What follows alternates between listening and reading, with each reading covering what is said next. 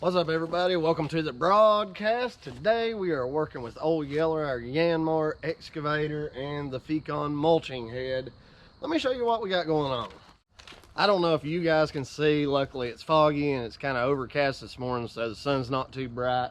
What we're working on this site is a raw piece of land. The homeowner is not sure where he's going to build at, and he's having trouble envisioning where everything wants to go because there's a whole bunch of saplings that are about that big around, which is perfect for my setup and my mulcher.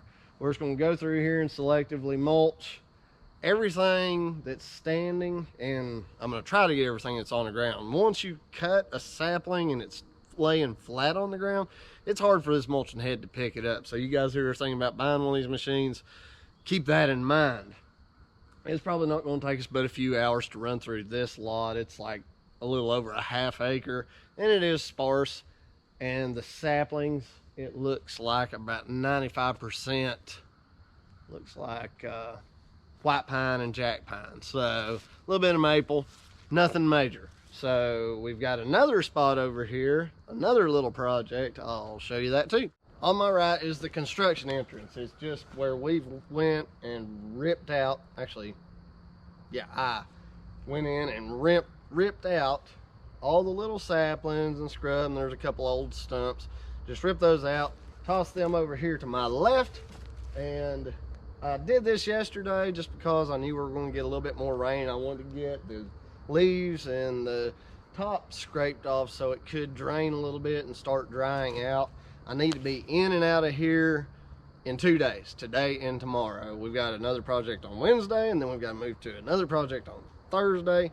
And that's the one thing about doing small excavation and grading to make a decent living. You've got to be able to move pretty quickly. And unfortunately, I kind of forgot to put in weather days, so we're packed solid. It's a good time to be in excavation and grading, especially light excavation and grading. There's a lot of people sitting at home because of all the virus stuff, and they're seeing stuff they want fixed. So we're out here fixing it. Really hope. Barbed wire. I found the barbed wire. I knew there'd be some in here. I about busted my tail.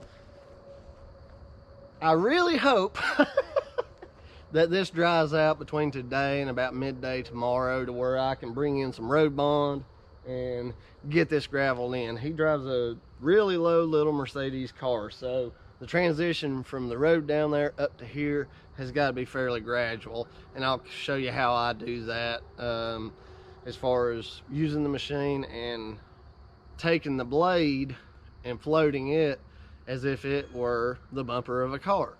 I'll drop it a little bit lower and we'll shave the ground off. That way he can make that transition. So let's get to mulching. I've done it before, but I think I'm getting better at describing how I do these processes. The first thing I do when I go to hook up my mulching head is I will pull the stick in as far into me as I can, and I pull the thumb up because if you change these valves over and that thumb is not laid back to where gravity's pulling it against the stick, it can, and it has, flopped over, and that's very inconvenient. You know, you can strap it up, but just for, bear with me, safety's sake, it's best to do it this way. I went ahead and took my bucket off also, just to make things easier as far as getting the boom, which is this part, down low. That way, when you pull that stick up, it makes it even lower where gravity's helping you even more. I had somebody in the last video ask me, show us the piece of metal that you use to hold the thumb up when you're using the mulching head. Basic strap. It's a strap just like you get for your trailer and cargo usage, and I cut it to length to where I wouldn't have just a whole bunch of extra material. I will now just show you guys how I run this. I just hook it and run this strap straight around under these lines. You don't want to go across any lines. They will rub and it will wear. And then I hook it to the same tooth on both sides, and I come across and I find a good place to snug that strap on that bracket. I do not have it really tight on this fitting. And I have done this for over 1,000 hours and it hasn't wore on that at all. So you can see how I just run a strap across that. I have thought about welding something in here and fixing it, but this works great. And now it's just a matter of switching these valves over to where flow does not go through to the thumb cylinder, but it's diverted into here, which is the hose fittings that drive the mulching head. Easy peasy.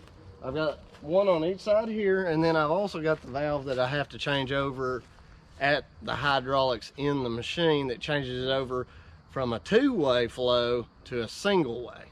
I did forget to mention, anytime you're working around hydraulics and changing valves over, you should wear your safety glasses. I should have probably been wearing my safety glasses this whole time, but that's just a bad example, I suppose.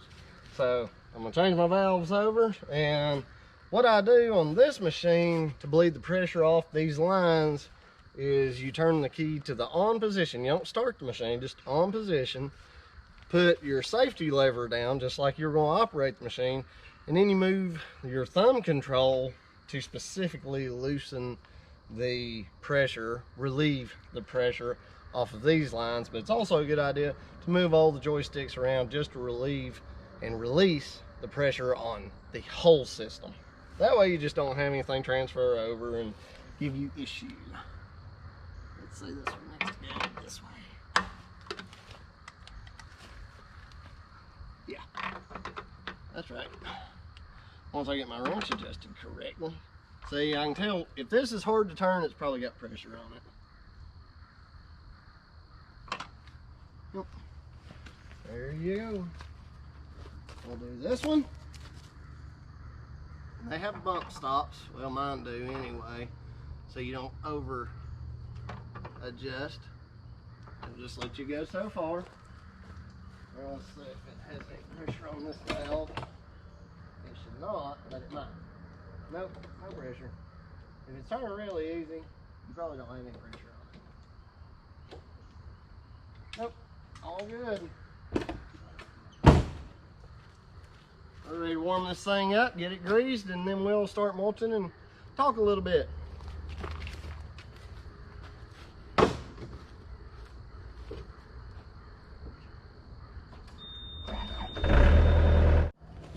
If you guys remember from the last video, we had issues with this quick coupler, and I had Brandon, who I miss because he was a great help, sent him to get a new one, and I put this old one on and it works great. So I'm just gonna clean this, and I'm gonna clean this end off because you do not want junk getting in your hydraulic system. So clean that quite well. Let's see if this will just pop on like it's supposed to. Now I also just turned the key to the on position, release pressure on the system, so this should just pop right on. I said it should pop right on. Did it pop on? I'm not sure. Let's go ahead and release that pressure again. Maybe that'll help.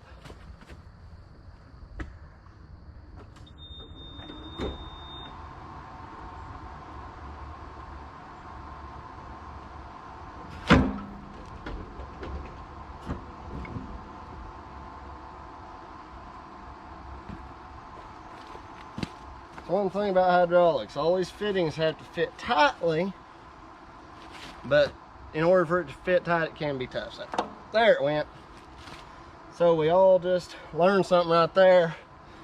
There's fluid in here, so even though you've released the pressure, you're pushing this in, it's like a plunger, and it's going to compress that fluid. So if initially you push on this and it only goes a little bit, hold it there. If you got somebody to help you, you can hold this and just put pressure on it and have them release the pressure. But for me, by myself, I just release the pressure on the whole system and it pops right on. Let's see how this other side does now. You can hear the fan running on my machine back there. I left that ignition switch in the on position. It's just getting clean. Clean this and then clean around outside edge of that bevel there. We'll see if this one will just pop right on a little more easily. I think that one's got a little pressure on him too. Let's try it again.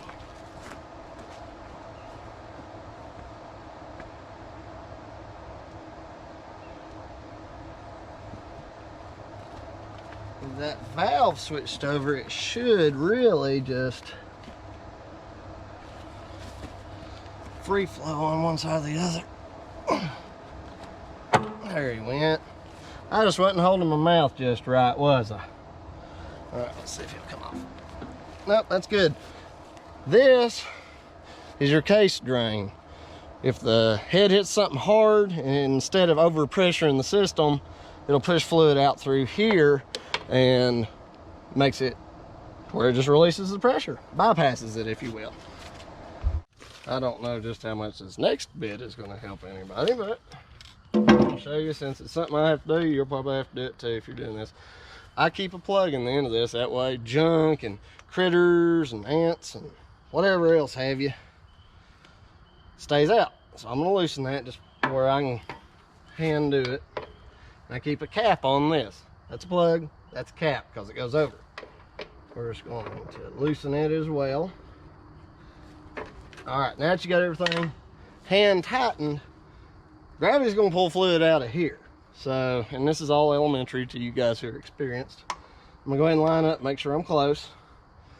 Gravity's going to pull fluid down into here, so I'm going to take this plug out first. No fluid's coming out. Now you got to be a little bit quick on this next part. All right, I'm going to loosen this, putting pressure on that cap so it doesn't just fall off. Once I see it quit coming down off of the threads, I'm going to kind of feel for it to get loose. You know you're getting close if you see a little drip or two of fluid coming out. See there? All right, now, the harder you try to line this up, the more likely you're going to miss and lose more fluid. So what I do is I just kind of get ready and then just pop. And we barely lost a couple of drops. Now we'll just twist that on there. And that stuff is slippery, believe you me.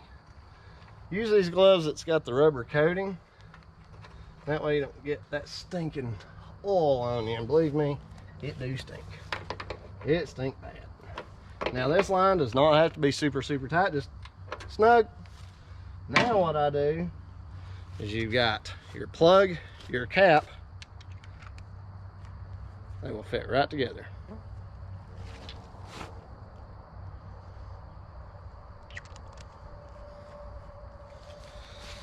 You do not want to lose this plug and cap, and you want to keep them clean. You don't want to just, I don't just throw them in the toolbox of the machine. Let me show you my high-tech device that I put this in. When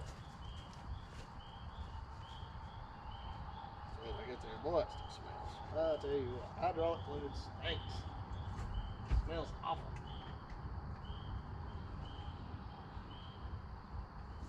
I have this here high-tech device, an old mechanic's glove. You know, you can use the plastic bag, whatever. Just take this, drop it right in here.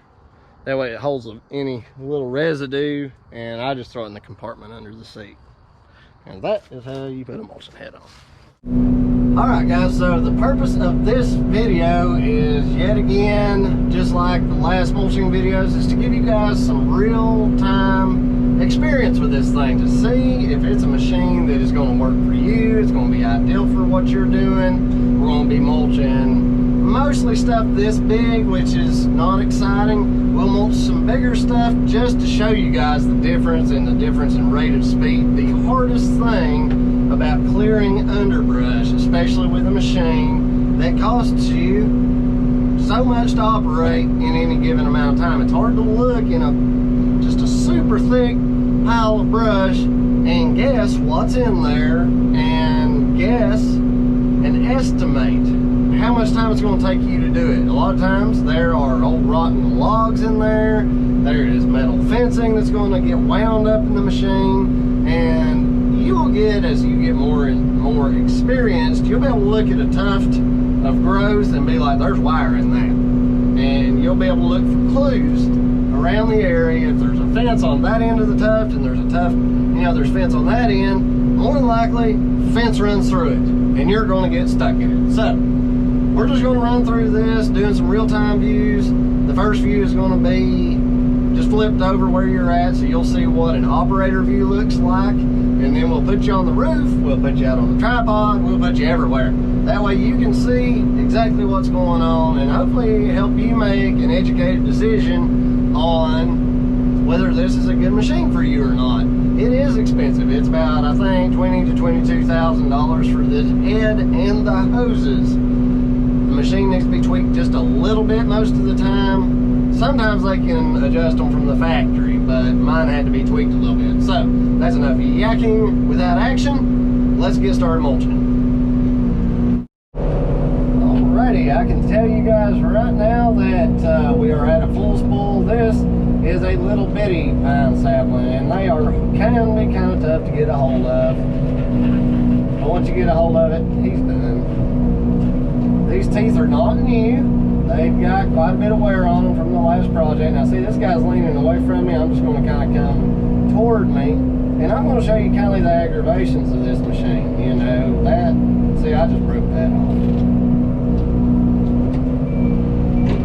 Let's go on to the next one here. Now, one way to get a hold of these little saplings is to leave your head at about a 45 and then just move into him. Eventually, it will cut that top loose. Lift your head up, hopefully. All right, now once you get that lined up with that back edge, you can just kind of run down on him, as it were. These little pine saplings really are not enough to stop that head, but you can see that it actually is slowing it down a little bit. I'm gonna try to keep the head in you guys' view so you can really see. Now see, I wouldn't be batting those things around as bad if this thing was really, really sharp. See how it shreds there if you go too fast? And you'll find, you know, different angles, different heads. And see, I see something down there, but it's ending up not being a rock. I tell people that they ask, what is it going to leave at the ground level? It's going to leave what looks like a little cartoon stick of dynamite after it's been exploded. I've got a brand new set of teeth for this thing. I just didn't put them on. Small stuff like this, dull, sharp, it's going to eat it. Now, if we were doing nothing but big stuff, I would definitely have put the new teeth on. But if you can just get it down, go ahead and plan on, like, when it's real flimsy, something like that, you're just going to have to bend it until it cuts it. That little area right there is already clear.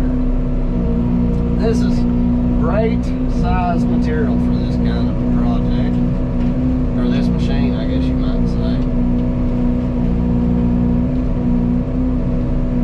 See how close it is to the ground? It's just really tough for that machine to pick it up.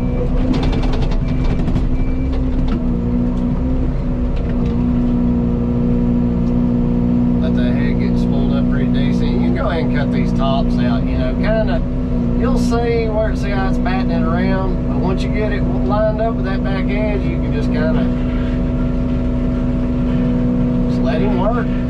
Don't rush the machine. That's about the case with any kind of a machine. Don't rush it. See how it's just kind of, if I go real quick, see how that, it will cut it and it will mulch it, but just not very, very great.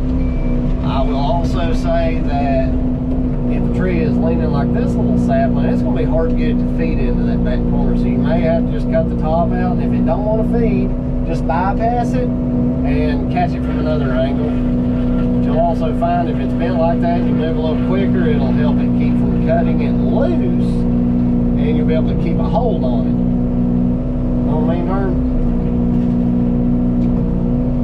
I love this stuff.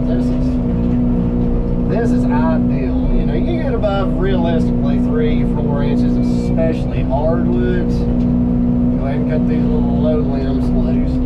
That one's dead, so I might cut him up later. Now see here, there's a flag on this tree. I don't know why that flag's there, so I'm not going to cut it down.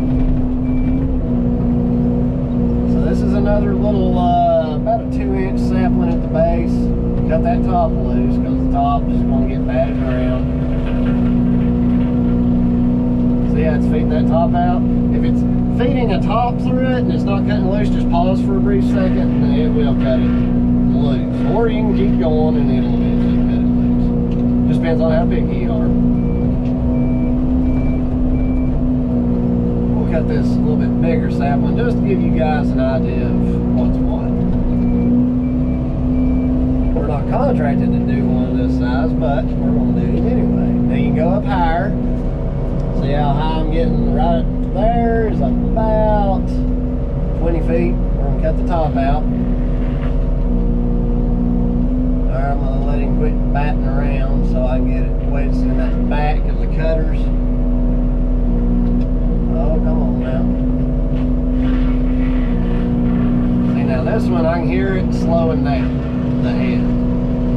See that? So I lift the head up.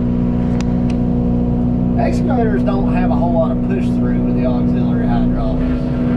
Now I've got mine tuned up to where it will recover. Another way to do this instead of just going down is to go ahead and angle that up at a high pitch. This works really well with sharp teeth. See it grabbing it? I wasn't even moving toward it. And it'll actually act more like an axe cutting into that side. See how much better that works? Your fibers in a tree are running like this, so you can split them apart and it'll just peel off, but we'll peel bigger chunks. I don't know if y'all can see that. Now see how the little twigs on this top are holding that, let's say the trunk of that top off the ground. I'm going to cut these loose so they don't just get hung on the back side of that head and we just push that limb. So I'm going to shave those little limbs sticking up. Now is the fun part. Let's see if it'll grab it. Alright, see it cut that loose. Now let's just swing. Oh, it didn't do it. Do it for me. See how it sucked that top in? Well, you may not be able to see it. It did it pretty quickly. Oh, look at all these little saplings. Oh, the fun we're going to have. Now I'm just going to kind of operate here. See, that thing's so dead and rotten at the ground, it's not rigid enough for that head to cut it. Again, if we had like brand new teeth and they were super sharp, it would cut a lot better. But this is a good little, you know, video to show you guys that you're not always going to have super sharp teeth and you're not always going to have a super easy time doing this. That top's kind of flimsy, and see, I've got the teeth slapping that. It takes it a couple of rounds, or a few. This head's spinning pretty fast for it to be able to cut it. I do recommend you wear safety glasses when you're running one of these. Now, if you got leg sand on the front, if it comes through leg sand, more than likely it's not going to. Your sunglasses or your safety glasses aren't going to stop whatever it is too.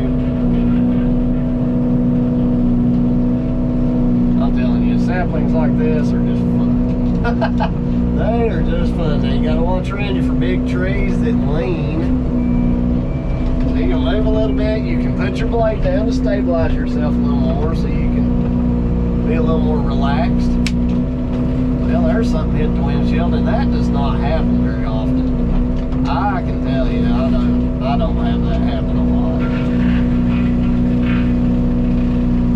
That stick that's running up beside my lines, that's not good. We don't want that. So we're going to lift up, try to catch that one. You don't want stuff rubbing your lines because eventually you're going to hook something. You got two little saplings running right beside each other and it's going to give you a little bit of trouble. If you put your blade down, you better remember to pull him up. I'll get you guys out of the sun here in a minute. Let's got this top loose. It helps to pause and let your head spool back up. See how flimsy that is? You'll learn to get, see, that big strip that just came out, that's because I was too fast with moving the head down, and then the head was also slowing down. So go. See, I just pulled that little stump out of the ground, man. This thing, when it's dull, it'll grab more than it will cut a lot of the times, and it'll rip instead of cut. So now, like, if he was wanting, if this was a property they were wanting to turn into a park or something, you would definitely want to use new teeth. New teeth is where it's at when they want a really pretty job. If they're not real picky, like this guy, he's just wanting to be able to see his land. Go in there and rip through that stuff, man. Don't, or lady. I've got lady viewers too. Just go in there and rip through it. Have some fun with this thing. This top's not like coming loose for me. See, this one's about 2.5 inches at the base. And you can see that it's just not really being phased. This is not impressive compared to like a Terex 210 with a bullhog head.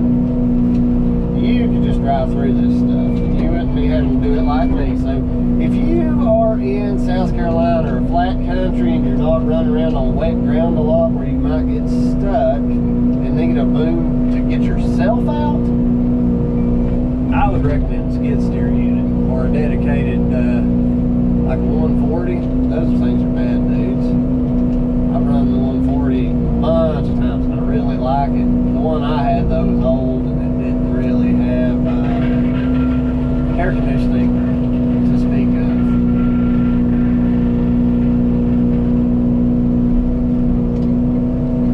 You can swing back and forth, but that's more movement on your machine.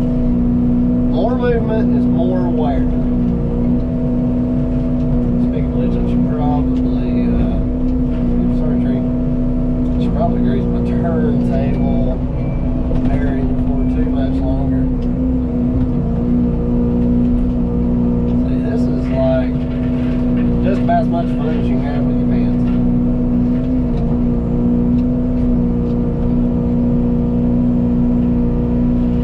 I'm trying really hard. Now I could reach higher. Come on, Cuddlies. I could reach higher, but it would put the head out of you guys' view. I know y'all want to see how this thing operates. The good thing about softwood is they rot quickly. So even if I don't chip something and it just rips the top through like that, it'll grind it. So it will rot quicker.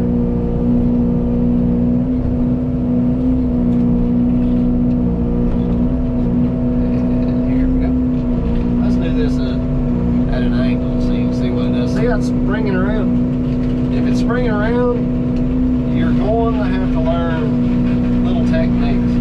Every machine is going to be different. Every head's going to be adjusted different, and the speed that that drum is spinning absolutely does make a difference on how it's going to grab a piece of wood or shred it. There is a learning curve to these things. That orange flag in front of us right there, that's our property line. This is a little bitty lot. Now, if you're on steep ground all the time, and you can't afford a steel track, like if you go on 140, or I think there's a 175, I think, just, I would go ahead and get an excavator. They are not as powerful. I was watching Dirt Perfect, or he made a post on Community the other night that on his 120, he's got a bush hogging head. Maybe I'll go out there and visit him one day and he'll let me run it, because mulching's my thing. Mulching is 100% my thing. I love this stuff. It's fun. It's rewarding. Let's go ahead and mulch this big boy. Now see, like, if you don't want to mulch the whole tree, you can just turn these heads like this and just skin those limbs off the sides. You can raise the canopy. You can trim limbs. Roadside mowing, these are pretty good for. It is not as fast as a tractor. Somebody commented the other day that a tractor would have been quicker to use on the 7 Glen subdivision, and they were absolutely 100% correct. It would be quicker, and that's why me and Kelly are actually looking at buying one. So if you guys like watching somebody buy new equipment and try it out, you don't want to waste your money buying some piece of junk, go ahead and subscribe. I'm going to be buying lots of junk over the years. I don't plan on going anywhere. This channel's here to stay. I try to get 3 to 5 videos out every week. If you don't like somebody talking, you may not want to subscribe, because I talk a lot.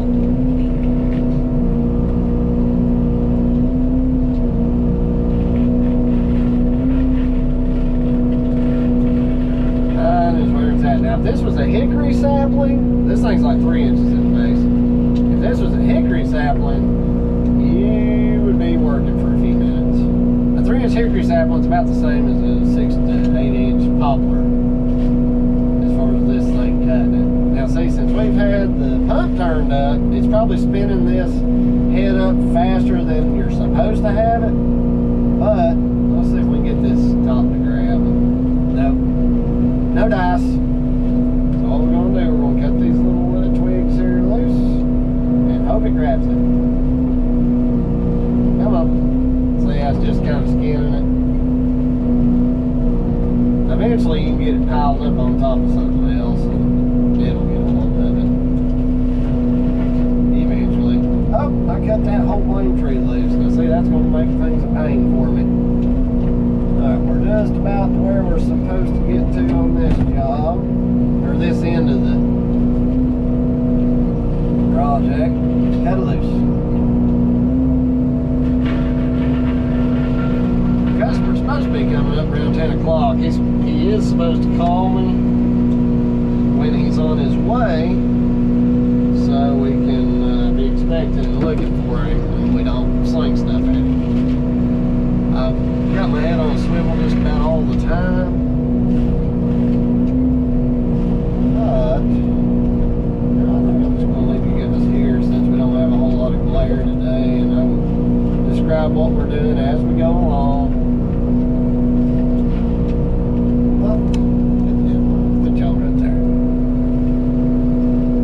Swinging from left to right is definitely the best. It's a lot like back dragging your bush hog or your mulcher, your bull hog. So that does good on smaller stuff. They like even this big dead rotten guy. We'll spoil it head back up and I'll show you.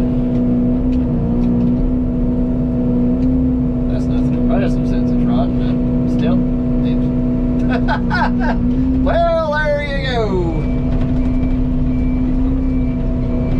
There you go, folks. I just knocked that sucker just loose. Unfortunate. There's no mulching something if it won't stand its ground. I have batted stuff around and batted stuff around before, and it's not worth the time. But now, like, he's wanting to be able to walk through here, this dead thing right here, I can just work him up.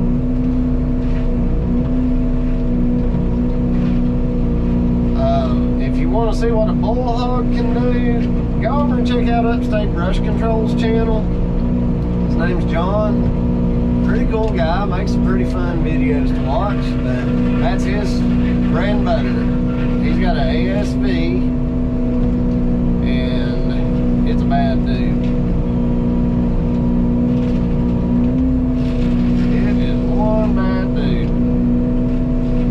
I give a shout out to my buddy Brandon over at Elite Earthworks. If you like dirt work, especially with a Mini X and a skid steer, check him out. He does some really fun projects. He's been really killing it on his videos here lately. Fun videos. He's what most people who are starting out want to become. He's a great guy. He does great work. Let's just go ahead and knock these saplings down. When I'm not talking as much and I get in my groove, things start moving a bit quicker. I gotta do some welding on this head. On the other end of it, from where you can see, it's got Fecon laser cut into the plate, but it lets stuff get into the end, so it's really useless. That I don't like about the design, but Fecon really has done a good job with these heads. That one, they picked that one up off the ground pretty well.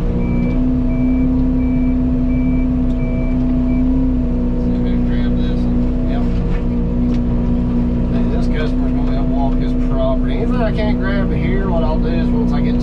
around, I'll be able to grab it from another direction. Cut loose. There we go.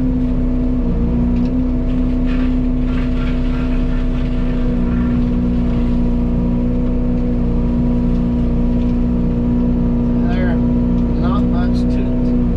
Back on up here, spin around. Now you see, it's really clear to pass quite well. Let me get a hold of this guy here. No, it's not what you're having. Not too well. Nope. Nope. It's just batting it around. That's what you'll get into with these things.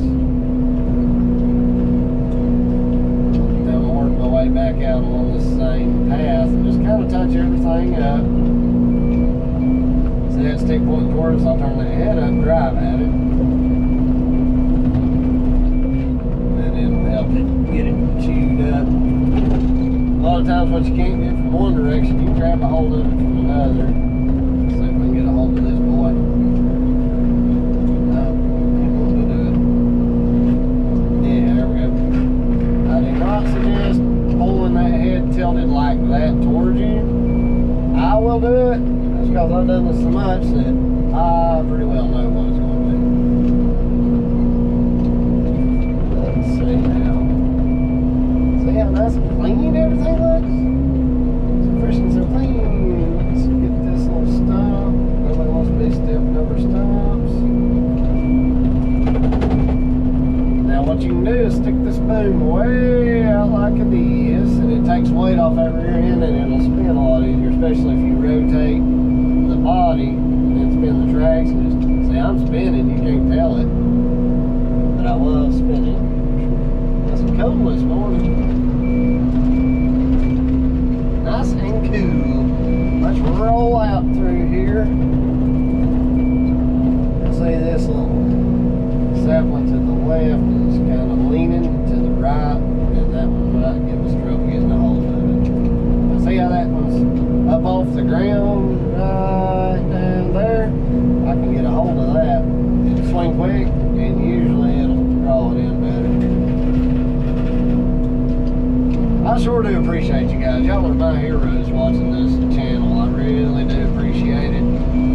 Y'all help me out a lot. Hopefully I'm helping somebody. If I can help one person, I'm satisfied. I feel like I've done something if I can help somebody. There's a stump or a root right there. Let me get in the way.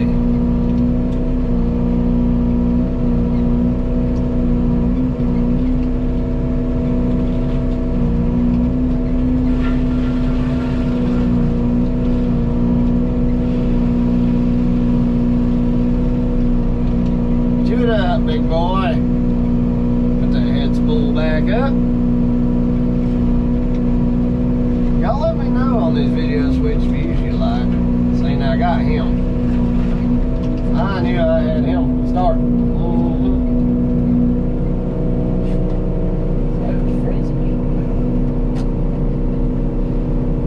There, man, let's do this. Let's do that. Now, here we go. This little, I'm gonna put you guys out on the roof for this little much.